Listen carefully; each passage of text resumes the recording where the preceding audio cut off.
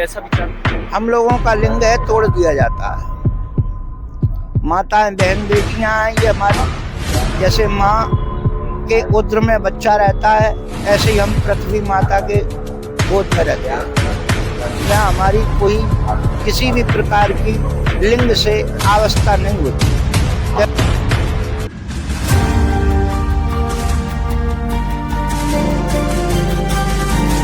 उत्तर प्रदेश, उस अखाड़े के हम लोग नागा साधु हैं, जंगलों में रहते हैं। जब हमारा कोई पर्व पड़ता है तो हम लोग यहाँ अपने और अपने भक्तों के उद्धार के लिए आते हैं, और जो भी यहाँ आते हैं उनको गंगा मैया मन वांछित फल देती है।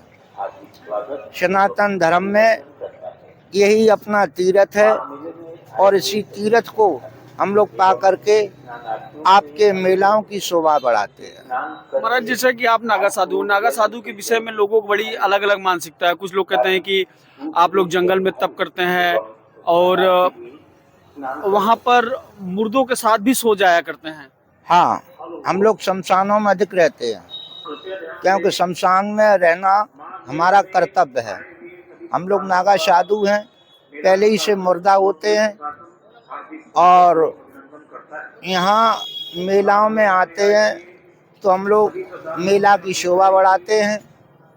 भक्त लोगों से दुआ देते हैं कि जो भक्तों का आनंद होता रहे। सनातन धर्म हमारा आगे के लिए चलता रहे, हमारा भोलेनाथ का नाम होता रहे। महाराज जी, और लोग कहते हैं जो खाने पीने के लिए कहते हैं कि हड्डियां भी खा लेते हैं, मांस, क्या बोलते हैं, एक जलती हुई चिता की बॉडी के मांस भी खा लेते हैं। ये सब क्या सही चीज है या फिर केवल और केवल कहानी है? ये जो अघोरी संत होते हैं, तपस्या करते हैं अघोर पंथ की, वो लोग अपने भोजन भी कर लेते हैं ऐसा। और कुछ प्राणी ऐसे सनातन धर्म में भगवा वस्त्र के और नागा संतों में भी जो गलत भोजन प्रयोग नहीं करते हैं। और जो जैसा करता है वैसा उसको फल प्राप्त होता है। रिद्धि सिद्धि सबके बस की नहीं होता है, और सब लायक नहीं हो पाते हैं। कोई है अघोर पंथ में, इन नागा संतों में, जो शमशानों से मुर्दाओं के संग में सोते हैं, मुर्दाओं की क्रिया करते हैं, मुर्दाओं को जगाते हैं, उन्हीं के सिर में खोपड़ी में पानी पीते हैं। हाँ महाराज जी, मुर्दों के साथ रहना सोना, वहाँ एक नॉर्मल आदमी नहीं जा सकता है। क्या कभी भय नहीं लगता है, डर नहीं लगता कि यार अब भूत निकल जाएगा या मुर्दा? ये देखिए, संसार के अंदर हम लोग अपने पिंड भर देते हैं, और पिंड भरने के बाद में हम लोगों को मुर्दा लोगों से डर नहीं लगता है, क्योंकि मुर्दा हमारा शरीर क्षम हो जाता है। ये नागा संतों का शरीर क्षम मुर्दा हो जाता है, और ये कभी मुर्दा और भूतों से नहीं डराते हैं। मरने के लिए इनको कोई नहीं है गम, क्योंकि ये पहले ही से मरे होते हैं। ये अपने पिंडदान पहले ही से किए होते हैं, अपना संकल्प लिए होते हैं कि हम जो भी करेंगे वो अच्छा ही करेंगे। महाराज जी, कितने वर्ष हो गए आपको इस वेशभूषा में आए, संत बने? हमारा अवस्था जब 18 वर्ष का था तब मैं नागा साधु हुआ था। हमारे अखाड़ों में 18 वर्ष से लेकर के 22 वर्ष तक नागा बनाए जाते हैं, अन्यथा अधिक प्राणी बड़ा हो जाता है फिर उसको नागा नहीं बनाया जाता है। आप लोग को संत बनने की क्या प्रथा होती है महाराज? क्या कुछ करके गुजरना पड़ता है तब जाके? हाँ, ये संत लोगों की प्रथा होती है। क्यों? तपस्या सब नहीं कर पाते हैं, तपस्या सबके बस का बात नहीं है।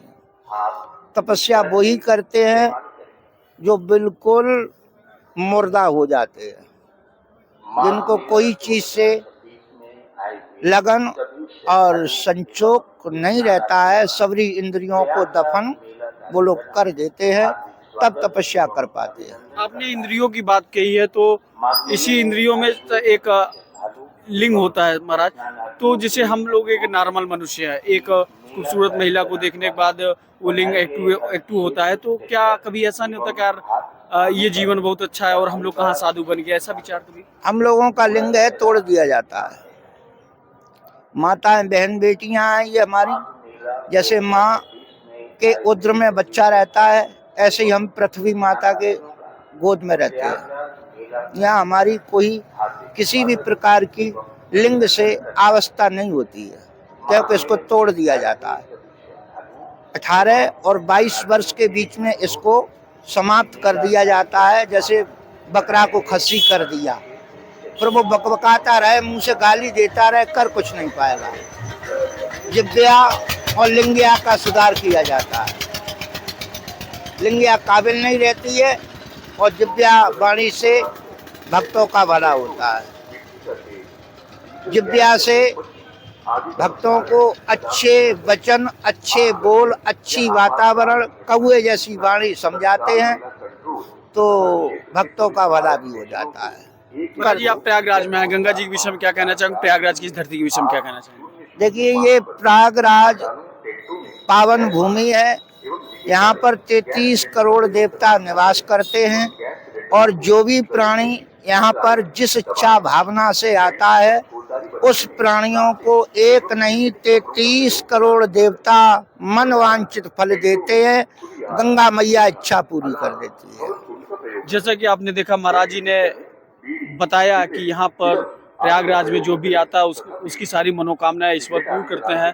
और एक सन्यासी का जीवन कैसा होता है और सन्यासी कैसे बनते हैं, इन सारी चीजों का वर्णन महाराज जी ने बहुत अच्छा किया। मैं रोहित प्रजापति, कैमरामैन राजा के साथ।